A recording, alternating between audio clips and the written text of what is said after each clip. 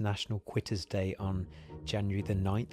If you lasted February or March, you probably lasted longer than 90% of the world. Your identity is the North Star to who you see yourself as, and you are always going to align your habits and behavior to that identity in some way. Take away your job title. Who are you? That's who you really are. Your environment is the invisible hand that shapes your behavior. The true transformation process begins once someone's in physical shape.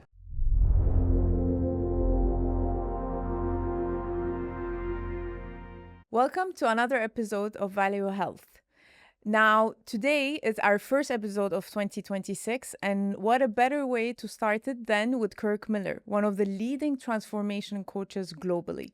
I'm very excited for this episode because I really think we will, educate our listeners, and I will learn also a lot of things about how to start my 2026 and how to make it a year of transformation. Kirk, welcome. Thank you. I'm absolutely honoured. I didn't know this was the first episode of the year, so Yes. no pressure to deliver here today. Now, everybody, it's, January is always I think Jim's always mentioned that January is everybody is, the membership numbers increase. By March, people stop coming. I would imagine by February, people stop coming. Well, I heard a stat the other day, and I think this is reoccurring most years, that I think it's National Quitters Day on January the 9th, Oh, to God. be specific. I just saw some things going around on Instagram the other day. So if you lasted February or March, Well, that's crazy. you probably lasted longer than 90% of the world. That's crazy. You've worked on so many transformations, and your purpose in life. I do see that the whole before and afters of people that have worked with you. My first question would be why is it, January, we all start with 100% motivation. And as you said, by January 10th or 9th, this goes down. A good question. And I can't answer for every single person as to why they don't follow through. But I think one of the reasons people start with great intentions at the start of the year, they look at it as a fresh slate, and there's a part of them maybe feeling a little bit disappointed with not being able to follow through with what they said they would do the previous year. So whether it's at the end of December or January the 1st, it's the famous words, new year, new me. Yes. Okay. Yes. And look, we're going to unpack a lot today, and I'll offer as much value as I possibly can to any single listener who is looking to look for insights on what it takes to get and stay in shape, not just physically, but more importantly, as this is my biggest passion, feel content and confident with who they are, for the people they love and the things they're trying to achieve. But the first thing that comes to mind, having transformed an awful lot of people best part of the last 2 decades, is if someone has already threw the towel in on their health journey, whether that's physical, emotional, or both, it's because they're not clear on their why, their vision, or their values. I really believe if people are crystal clear on the vision they're working towards, not just with their health, but the vision they're working towards in their personal life, their professional life, and more importantly, in the areas of life they value, and they attach a strong emotional driving force to that. So very simply put, they have a deeper meaning behind following through on that goal. They'll find the motivation to get the steps in. They'll find the motivation or discipline to eat the healthier food. They'll find the motivation to go to the gym past the 9th of January. So that for me is the first foundation. And ironically, that is the first pillar of our Built to Last system that helps transform people. Because having coached so many people, you can have the best plan in the world. You can know what to do. And let's be real here. We live in a world right now where information is everywhere. Information. ChatGPT can give you exactly. anything. We've never had the speed and the accessibility to information of knowing what to eat, how to train, how to walk, right? If you need to know how many steps you need. If it was that simple, why aren't so many more people healthier and more consistent? And there's just so many blind spots which I'll share today. But the first protocol is getting clear on your purpose. On the purpose side, I will always, I have a very analytical mind. So I will always think, I journal a lot. I love journaling. Me too. No one should read my journal, but I love journaling. I do think it clarifies things when you put it in. But how much of the vision and purpose of a person can really be filtered out from all the noise of like how things should be with Instagram, with, expectations of the society? Can you really tap into your own personal purpose and not what you think someone or some type of belief brought you to this? Yeah, I think the key is to, like you just shared, because I'm a big fan of journaling, by the way, is to take some time to schedule and reflect. Take some time, to reflect on what's important to you, not to other people, because you've hit the nail on the head. So many people are living their life based on other people's values and other people's vision, and not their own.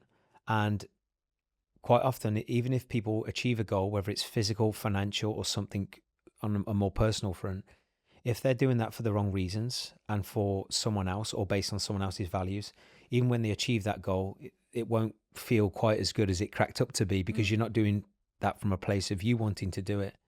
So if someone is a little bit unsure of whether or not the goal that they're striving for is right for them, take some time to go back to basics and get clear on your values, which I know is a big generalized word right now, but it's actually very important, but also very abstract. So yeah, it's very abstract. It can be very difficult to. But I get it. I mean, just to quantify for me what purpose is, it's knowing what you want, why it matters, and making sure you are living aligned to that. So when you look at your calendar, the things you say you value and are important to you are actually scheduled into how you're actually living. Because ultimately, our values aren't revealed by what we say they are, they're revealed by how we live. And would you agree, how we live is what shows up in our calendar and how we operate on a day-to-day basis. And it's not to say we don't do things that aren't necessarily important to us, and we all have to, like I'm a business owner, so are you, and you have to do tasks that you don't want to do, and you have to have a segment of your day or your week that's reactive sometimes. I get that. But if you feel like you're constantly on the hamster wheel and that's impacting your habits, behavior, mood, then there's a strong chance that how you're living isn't really aligned to how you want to live, and certainly not aligned to your values. Usually, when do you feel people come to you for their transformation journey? Is it when it's too late, or does it depend from man to woman?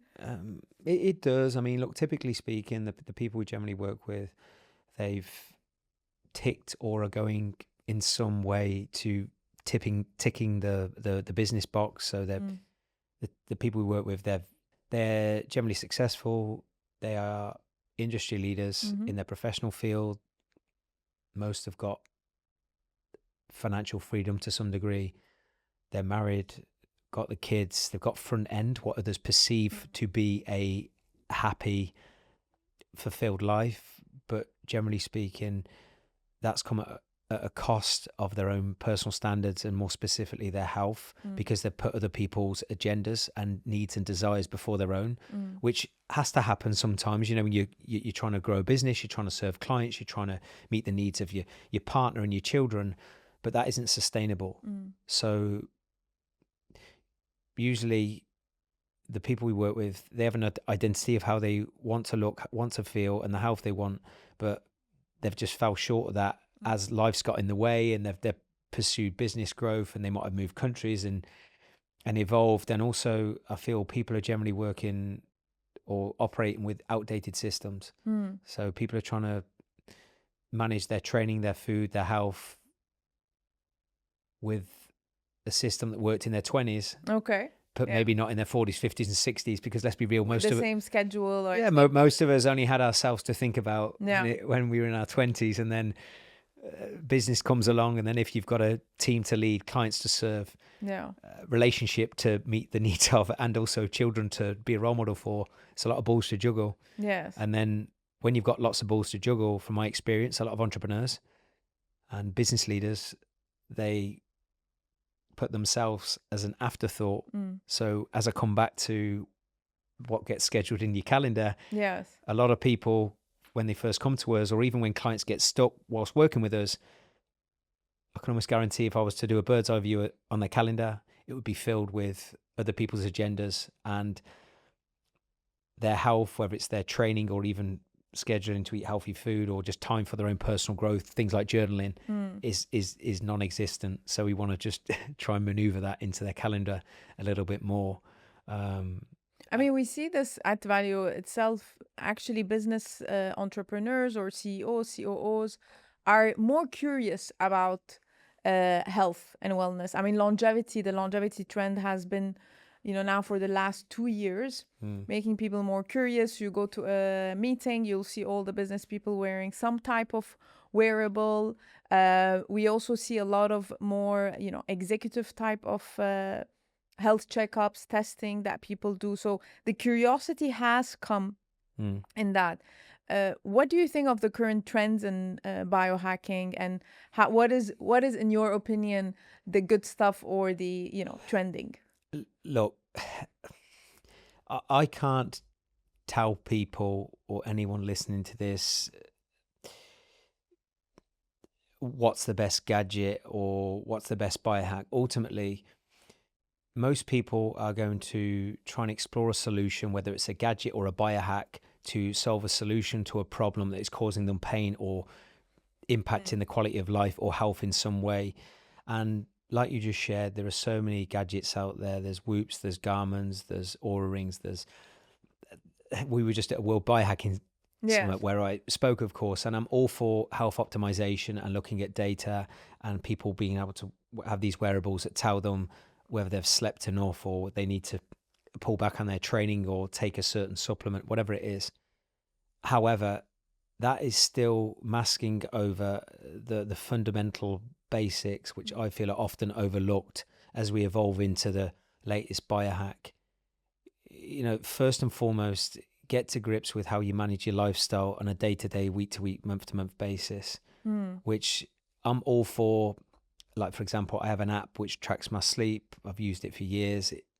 Why do I do that? Well, that is the one core driver that is important to me and I've maybe neglected in the past. So that keeps me a little bit accountable to focusing on better quality sleep. But that's important to me because that's been a pain or something I was inconsistent with in the past. Yeah, so I think affected you. Yeah, so I think in terms of wearables or the latest biohack, identify what is the one area of your health that you would maybe benefit from having a wearable or a biohack that might create momentum or consistency in that area that then might have a ripple effect on other areas of your health. But I still think, as much as these things are great and they're marketed very, very well because there's more pain points around not living longer, not living better, but we can evolve with ChatGPT and technology as much as you want. What's going to be universally or what's going to universally stand the test of time is how consistent you are with your movement, your strength training, your mobility, your sleep, your water, and food quality. These are the basics. Now, look, we've only got so much time today. Equally, if it was that simple, why aren't half the world healthier? Yes. Even with knowing they need to train well, eat well, sleep well, go to bed on time, eat healthy food. I mean, now with GLP-1 and peptides that are becoming more trendy, they have become game changers. I mean, I think I was looking at a stat like 2 out of 7 people in the US have used GLP-1. They expect it to go up like 4 out of 7. So it is sort of, it's not a quick fix because you do need to do it correctly. You do need to take the cycles, the injections at the right dosage with the right doctors. It is definitely, I mean, we've seen some of our clients that were morbidly obese that have taken these injections and improved their lives. And actually, one of them ran a marathon and, sent a picture to our doctor, which is great. But the question I have in my mind, which I do think GLP-1 peptides are a game changer and they're here to stay. But do we need to be now less disciplined as humans or actually more disciplined? And what we see in the journey is you have some that lose the weight but gain it back after a certain time, 1 year, 2 years, not directly. It's not really yo-yo, but it's a bit on a longer term. What makes a transformation really, truly life-changing than a fix that you had and then you go back to your old habits? It's identity. Sorry, it's a long question. No, I get it. Look, the reason why people don't permanently transform or maybe lose weight for a certain period with or without a fat loss jab is they haven't shifted their identity. Your identity is the North Star to who you see yourself as. Okay. Your identity is the North Star to who you see yourself as. And you are always going to align your habits and behavior to that identity in some way. So can you explain a bit more identity? What do you mean by identity? Your identity is nothing but a bunch of beliefs about who you are and who you believe others perceive you to be. Oh, wow. Okay. And if people are getting love, acceptance, attention by being a certain person, or they've simply conditioned themselves and others to them being that person, whatever that may be, then it is one of the strongest forces in the human race that you are always going to find a way to work your way back to the habits that make that identity true. Especially if you've just got such deep-rooted beliefs that that's who you are, how you see yourself. Now, when you told me the definition of identity, now all I can think of is I need to write down what are my self-beliefs about me are, because I think, I mean, correct me if I'm wrong, and I'm sure you've worked with many for them to identify their identity. But these are, how you think, like, oh, breathing, drinking water. They're just habits, though. Yeah, you just don't think about it. You actually don't put it on a paper and identify it. You just think this is who you are and this is how I've been born. And how can you shift that? Well, a lot of people, firstly, if I was to say to them, who are you? The first thing they're going to say, especially in a place like Dubai, is their job title. I am an entrepreneur. I am trader, I am a broker, I am a real estate tycoon, whatever it is. Then they might say after that, I'm a proud dad or I'm a proud mom, I am a husband. Okay, take away your job title, take away your status when it comes to your marriage. Who are you? That's who you really are. And whatever words follow the words I am is who you really are. I mean, really are. And there's no judgment because, look, we're all a work in progress and your identity is constantly expanding because life changes and you have to adapt your identity every single stage of your life, which we can talk about. We all go through seasons of change, whether it's starting a business, scaling a business, exiting a business. They all challenge your identity in some way because they force you to grow or have lessons to then come back and grow from. Many people now are moving countries. People get ill or a family member dies that is super important to them, that affects your identity and your view of the world.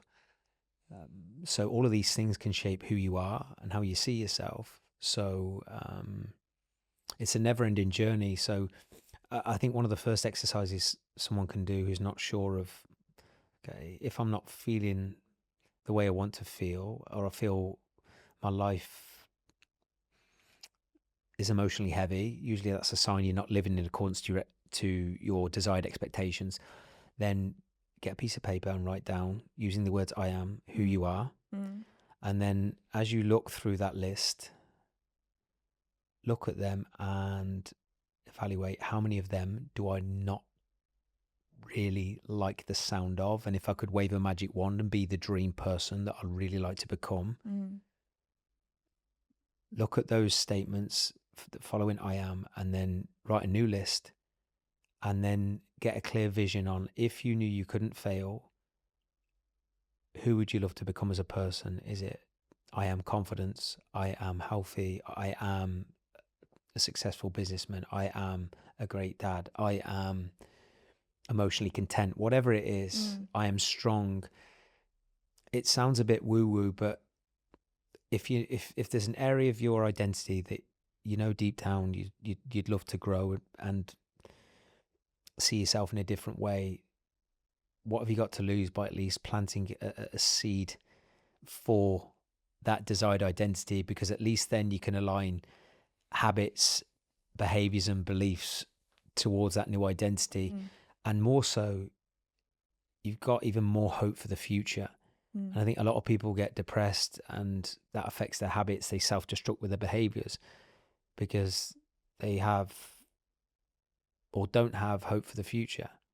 Is that now one interesting point? I have like 2-3 questions while you were talking. When you were talking about I am confident, I am a father, you didn't mention anything actually materialistic, like I am rich, I am successful, I am and I would imagine like some of our listeners would be like, oh yes, of course I would want to be, could be anything, but sitting on a villa in Bali, enjoying my life and having an income that comes to me, but I am not that, so what do I do, you know?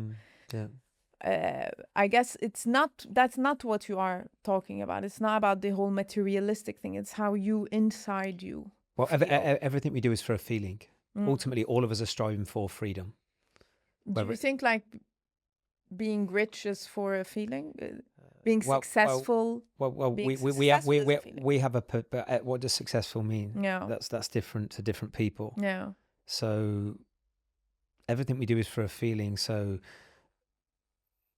like I might have business targets this year that if I hit, I have an expectation of how that's going to make me feel. And that's actually the end goal.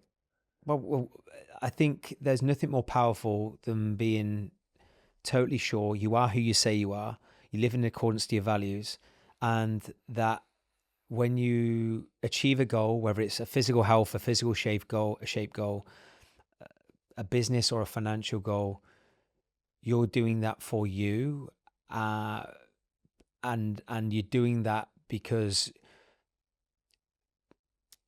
that's going to make you feel good and likely have a direct correlation on the people you love. Impact. Yeah, it's freedom, right? Yeah. We're trying to create freedom in some way, and I don't believe you can live with true emotional freedom if your self-worth is attached to what you have and what you can buy and what you show to other people. If you are not as confident in your own skin without those things, then don't be surprised that when you have those things you thought that by buying would make you happy, don't make you feel too good 10 seconds after buying it. Yeah. And it's not to say like, if you're a business owner, I'm the same. I'm shooting for the stars. You like to treat those you love. And maybe I'm particularly biased on this, that I'm not obsessed with material objects, because if I think back to, and maybe listeners can do this, think back to some of the happiest moments in your life that filled your cup up with love and great memories.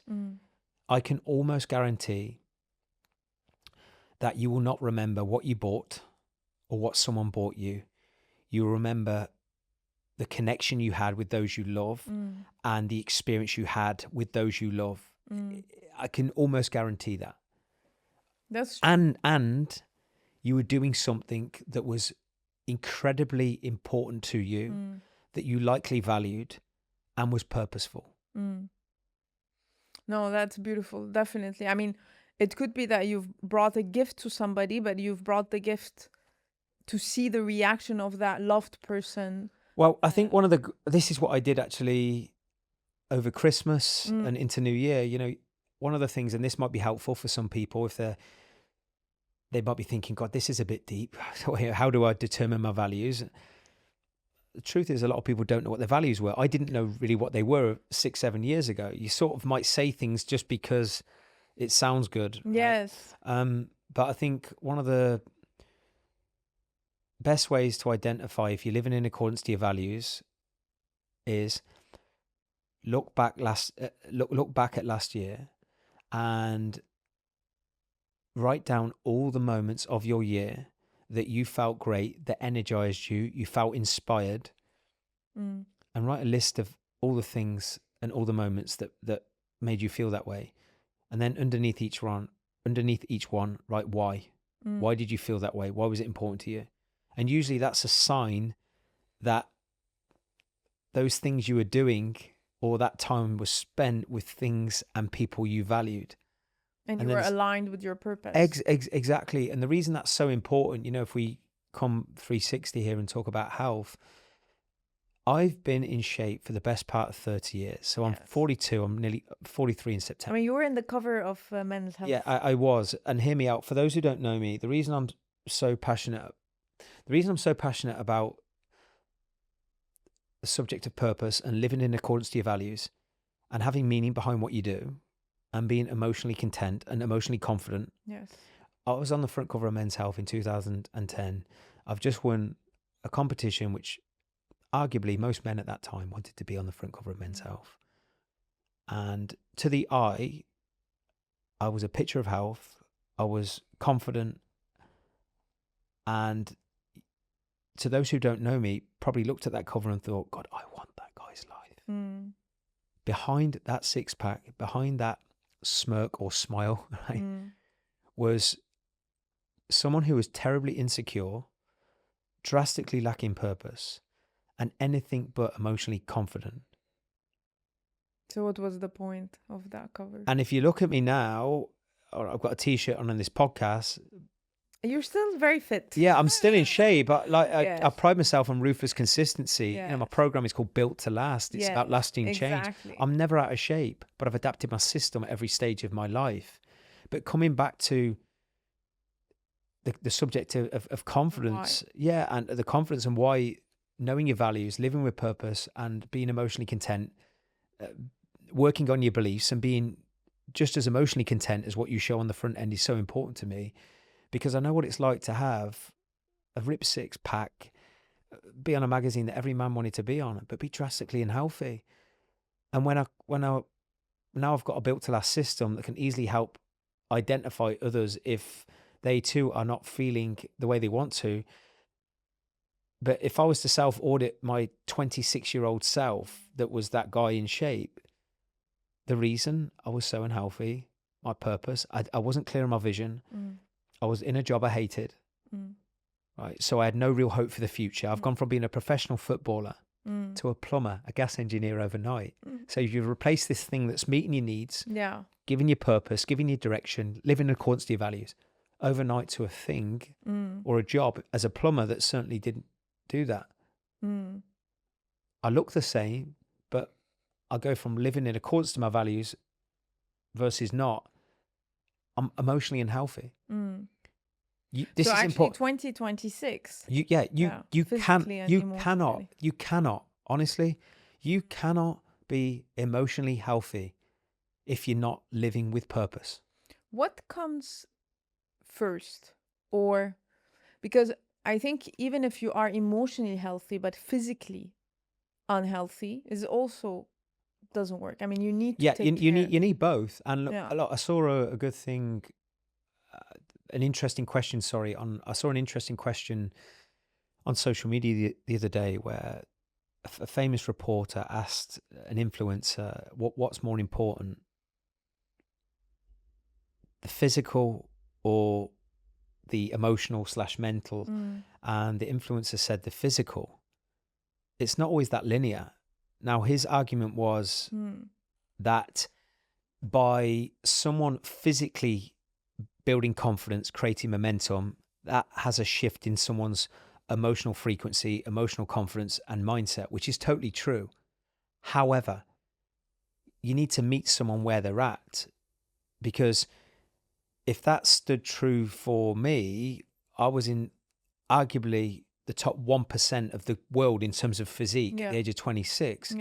But I was drastically emotionally unhealthy and I didn't understand why. I wasn't content with my emotional well-being. I was totally unaware that my limiting beliefs were totally controlling my habits, behavior, and how I thought and my self-worth of myself. And I was emotionally inconsistent, which is why I had destructive behavior patterns at the weekend. So that was why I felt the way I did. Equally, and you made a great point, I feel there's a lot of NLP gurus out there, personal development experts, emotional health experts who will say that that is the holy grail of peace of mind and health. Part of that is true. However, if someone is very switched on with their beliefs, their emotional well-being, and the words they come out their mouth, basically, if someone is content with their emotional well-being, but they are drastically physically unhealthy, overweight, out of shape. Firstly, I think if you're an educator and that's you're a fraud. It's strong words, but I don't believe anybody should be preaching about emotions and beliefs and trying to coach people on this stuff if you clearly have evidence you can't control your emotional state, which drives your habits and behavior. So there the discipline comes to be. You mentioned self-sabotaging. Yeah. I think that happens a lot, especially we do a lot of weight management programs, and in weight specifically, you realize sometimes, now you have the GLP-1 that lowers your appetite, but at the end you can be self-sabotaging yourself and eating just to eat, or you even if you stop the program and then you go back to your old habits. How can you tackle self-sabotaging? And why is the reason of that? Well, if people, whether they've done a boot camp, a rapid transformation, or they've used a weight loss jab to do a short-term transformation or to get an enormous amount of weight off short-term, if they revert back to the habits and the weight before they started that, then the likelihood is it is down to unwanted feelings and emotions that they haven't dealt with that are driving their habits and behavior. Okay. People self-sabotage because they're not emotionally content, or they have an emotion that's controlling them that intensely that reaches boiling point and then leads to a belief and a thought, then a habit and a behavior. So anytime anyone self-destructs, it's their emotions that are driving that decision.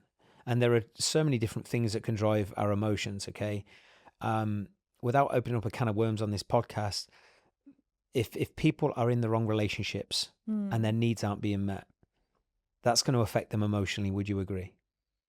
No, definitely. Okay, so if you are spending time with your significant other and your needs aren't being met by that person, that is going to have a direct consequence. And the likelihood is, if your needs aren't being met in your relationships, whether it's your personal relationship, your professional relationships, or maybe even your friendships, you're going to find a way to meet that need, or more specifically connection. And for most people, that's food or drink or both. Okay, so there's that. And then just your day-to-day environment, your physical connection, your physical environment, your social connections, your peer group. I don't know if you've read the book Atomic Habits. Yes. He's got some great quotes, but your environment is the invisible hand that shapes your behavior. So that's another thing that can impact people's behavior. But I really think, and we've worked with a world-class emotional wellbeing expert called Richard Mower. He's fantastic. He's worked with a lot of our clients one-on-one. And basically, people self-medicate in different ways. But for humans, the easiest way to self-medicate when you don't feel happy, or your self-worth is through the floor, or you're stressed, you're overwhelmed, is food. Okay. And all of us have these moments in our days, our weeks, certainly our months, where they create these moments of emotional friction, emotional heaviness that reaches boiling point, and we can't control that urge. Then that leads to habits and behavior. So I think one of the solutions that Richard has taught, and that I would advise men, but also women, but I think men are terrible at suppressing emotions, is to express how you feel and get these emotions that are in your head and likely controlling these destructive behavior patterns out of your head. Whereas if you suppress the emotions and you keep putting them in, as Richard said, in your back catalogue, and they build up and they build up and they build up, you're going to have this emotional heaviness that just keeps coming and keeps controlling you, and you keep doing those behaviors, i.e. eat snacks, sugar, junk, when you say you don't want to, and you're thinking, why do I keep doing this? Because you've not dealt with the emotions that are driving that in the first place. So even just, you mentioned journaling. If you've got emotions, let's just say stress, anger, boredom, overwhelm, hopelessness, get a piece of paper. Every single time you feel that emotion, write it down 10, 15, 20 times. I feel angry, or I feel stressed, Get it out your head until it's out. And Gone. at least then you've in some way you've decompressed the intensity of that emotion. And even if it doesn't always work, I can guarantee just by having a better relationship with your emotions and at least moving them from in your head or in your heart or in your body to somewhere else, you're less likely to let that control you.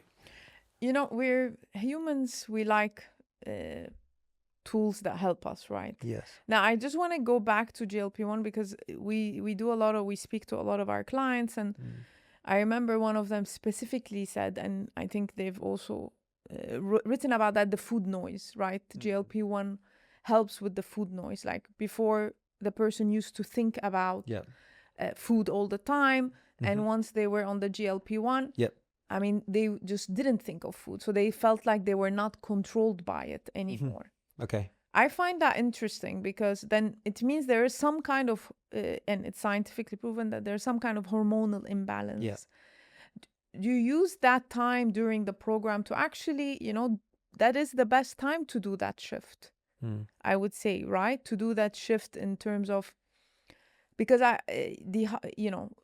one of the things I remember, Jamie Richards, our chief well-being officer in Valeo, he would say our first purpose is to increase people's energy, because people will not take care of themselves or do anything that improves their health if they're low energy.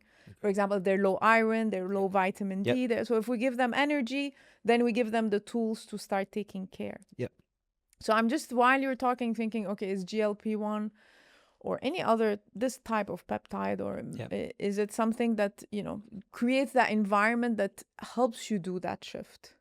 That makes it easier to do that shift. And then eventually, but you need to be disciplined once you stop it, that it is really a shift. Look, the takeaway from that for me is, and I'm not judging anybody, different people have different motivations to start, and sometimes you might need something just to get, you might need something like the just first kick. to give you that kick start. I'm all for that, whether it's a person or in some cases people who've been drastically overweight for years. If they need,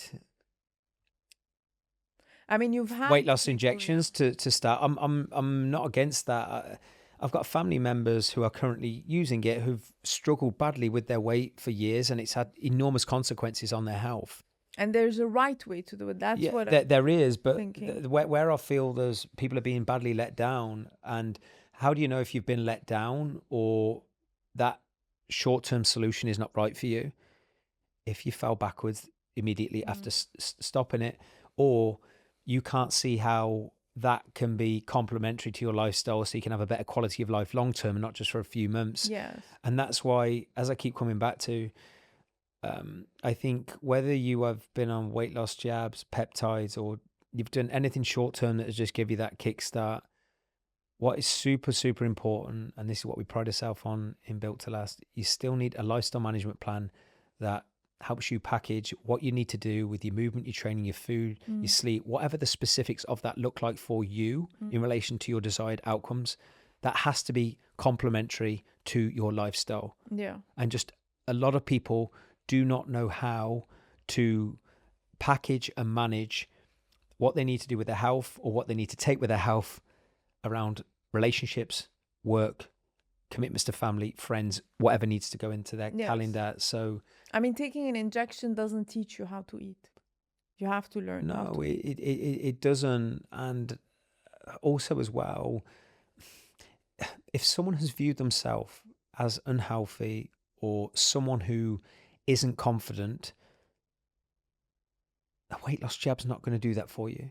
If you've had a vision, when you look in that mirror, or when you are going into a room and there's a part of you that has put people on pedestals or has tried to avoid certain scenarios because your self-worth wasn't up there or where you wanted it to be, don't be surprised that, and this applies whether you take a weight loss jab or you actually do a 12-week transformation, like Holy Grail. Even if you're doing a 12-week transformation, you've been coached by a personal trainer or an online coach. Yeah. And I've done that before, by the way. Yeah. Okay. Or you've gone down the GLP route and you've used that to kickstart rapid weight loss. Whichever method you've used to transform over, say, a 3-month period, if at the end of that, you do not see yourself as that person. Your identity. Exactly. You do not see yourself as that person. Let's just focus on that for a second. You will find a way to align your habits, especially food, to make the identity you really see yourself as, which is likely the one before the transformation. Yeah. If you haven't conditioned that new identity or that person who's in better shape, lighter, more confident, if you don't believe you are that person. Secondly, even from a system perspective of how you set your life up. Sorry to cut. Don't be silly. You fear that you will go back. I guess, when you stop the journey, you did your transformation, and then you have that fear, am I going to go back to that? It's like you actually confidently have to say, this is my identity now. But that requires conditioning the new habits, the new beliefs, and that's where, as much as it's not tangible, it's not picking up a weight, it's not putting the injection in, or it's not eating the food. This is where we have to work on our mind. We have to work on our beliefs and check in with ourselves and our feelings, and also our self-worth. But because that isn't tangible, sometimes we don't do it. And also making sure that, and this is why, if I look at the Built to Last pillars, right? Their purpose, number one, you need structure. You need physical confidence, you need emotional confidence, you need perseverance, because life gets hard and it can throw you off sometimes. But the last one is you need a high performance environment or a healthier environment, right? If at the end of a transformation phase or any period of your life where you've tried to make a significant physical change, if you haven't got an environment that supports the traits, habits, and behaviors of that new identity that you've created or want to continually live with, you will go backwards. Yeah. Because half the time, that's a blanket statement, a lot of the time when someone is out of shape, unhealthy, lacking confidence, lacking energy, it's because of the people they spend time with and the places they go to. Connection is a fundamental human need. It's not a belief. It's not a value. I know we spoke a lot about beliefs and values today. Love and connection is a fundamental human need. Community. Exactly. But a lot of people are putting up with connection or are in peer groups that they've outgrown, and deep down that they're not aligned to the values and the identity they want to live with. So that's why people stay stuck, because the desire to fit in is so strong. Yeah.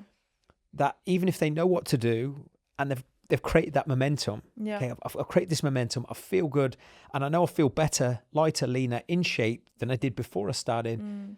But if the desire to fit in with the people that created the bad habits or influenced the bad habits in the first place is stronger than the desire to continue forward with the good habits and the better eating.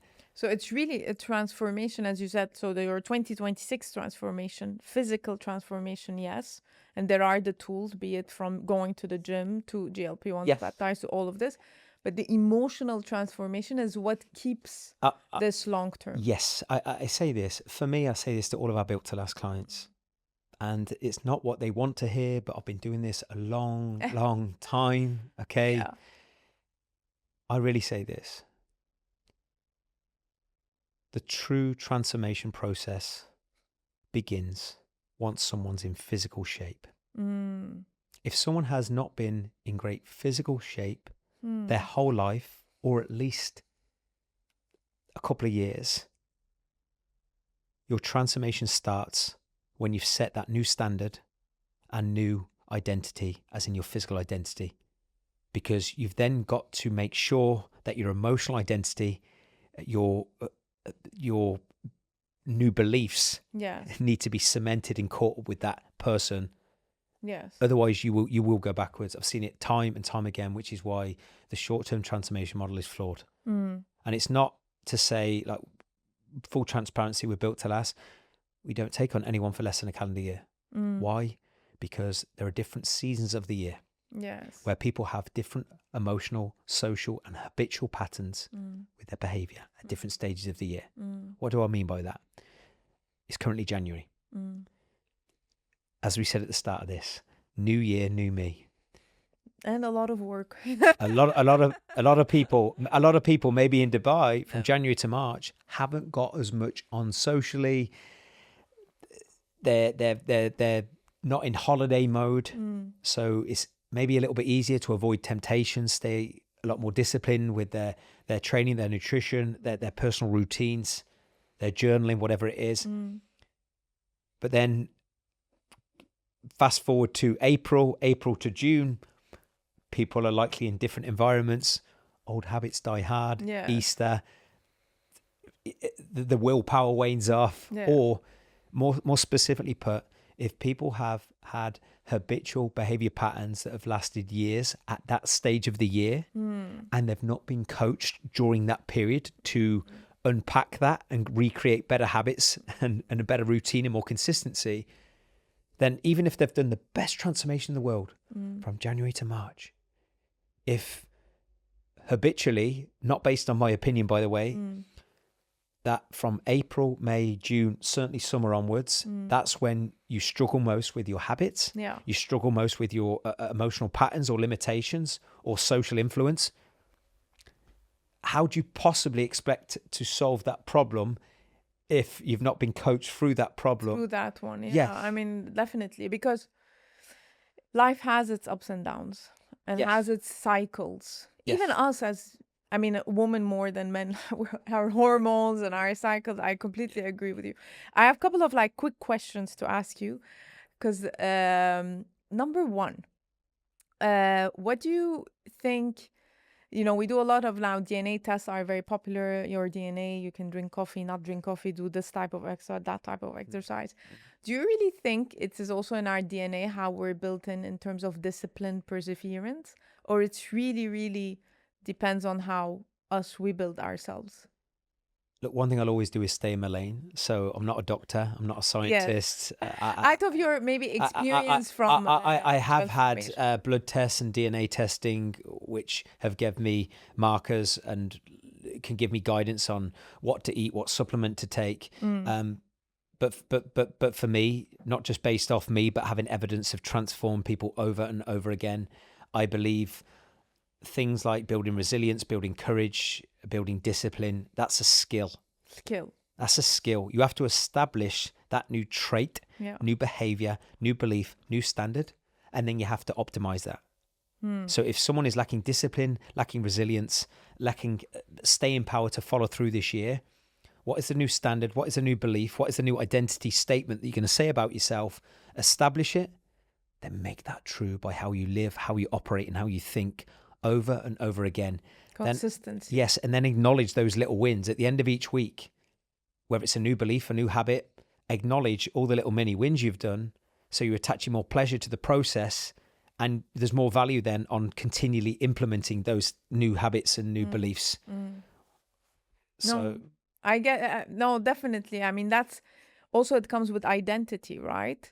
No one should think, oh, my identity, I'm not disciplined. You know, you see it with some people, this is important. So I believe every single person listening to this podcast has an area of their life that they demonstrate discipline in. I believe every single person.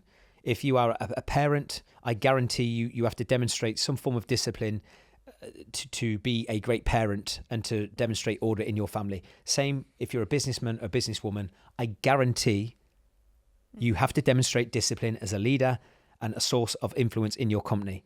And if you've done it in one company if you've done it in your company or you've done it in an area of life that is important to you, how do you think, what do you do that has made you disciplined in that area?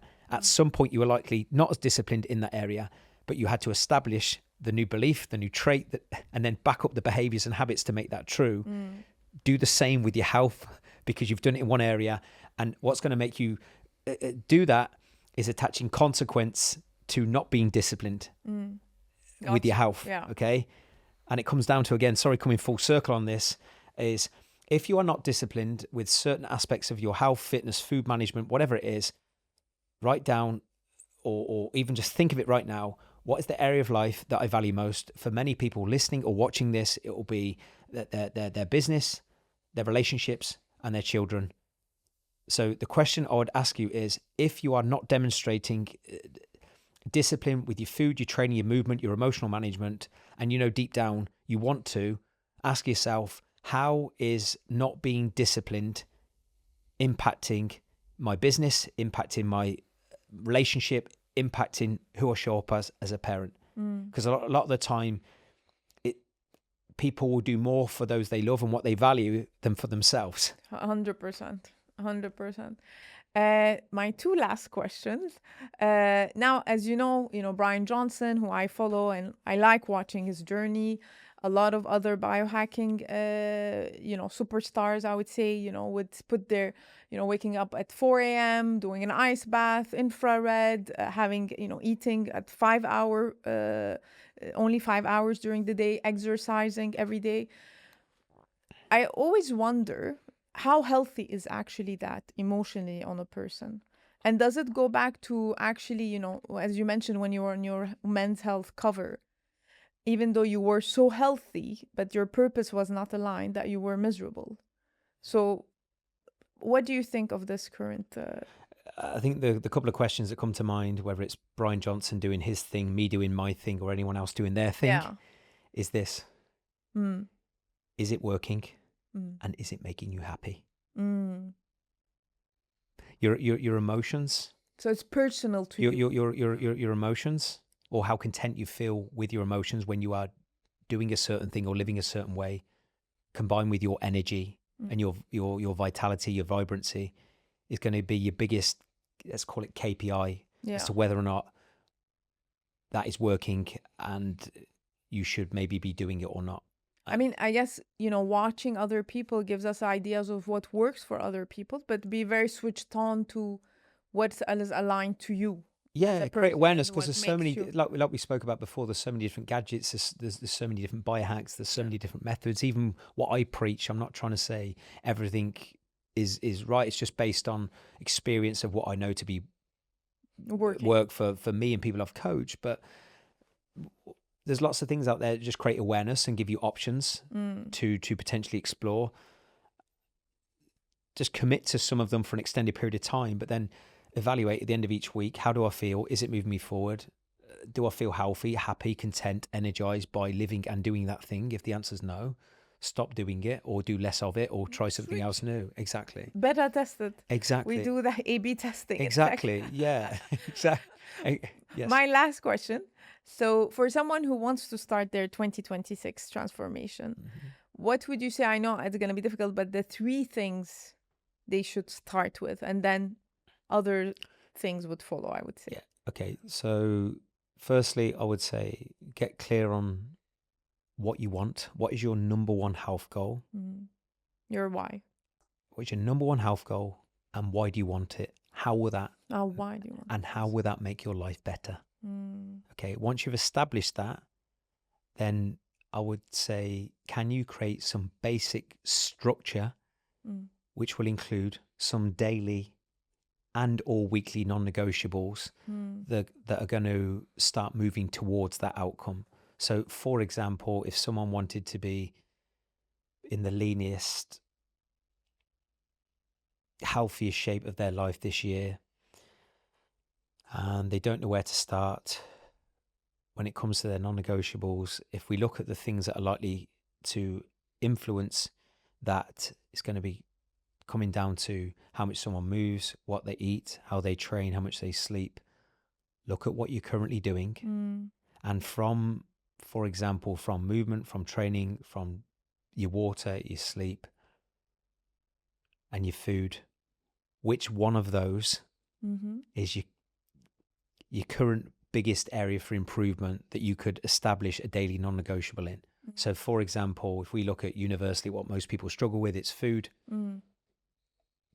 Create awareness the first week, whether it's tracking your calories, taking pictures of everything you eat, and or just writing down what you eat. Just create awareness like right now, because a lot of people don't know where to go because they don't know what they're doing currently. And then You they think you know, but if you yeah, don't put they it do. somewhere, But look at your inputs now, and then in terms of your movement, how much you currently moving, or if you looked at your phone now or your Garmin, what's been your average step target for the last 12 months?